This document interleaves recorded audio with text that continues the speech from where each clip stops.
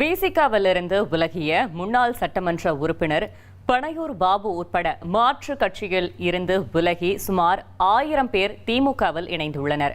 இதுகுறித்த கூடுதல் தகவலை செய்தியாளர் ரமேஷ் வழங்கிட கேட்கலாம். ரமேஷ், வணக்கம். முழு தகவல்களை சொல்லுங்க.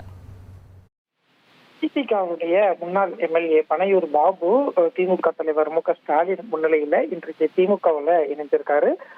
பனையூர் பாபு அவருடைய ஆதரவாளர்கள் நூற்றுக்கணக்கானோரோடு திமுகவில் இன்றைக்கு இணைஞ்சிருக்கிறத பார்க்க முடிகிறது. பனையூர் பாபுவை பொறுத்த வரைக்கும் 2021-26 செய்யூர் தொகுதியில விசிகாவின் எம்எல்ஏவாக இருந்தார்.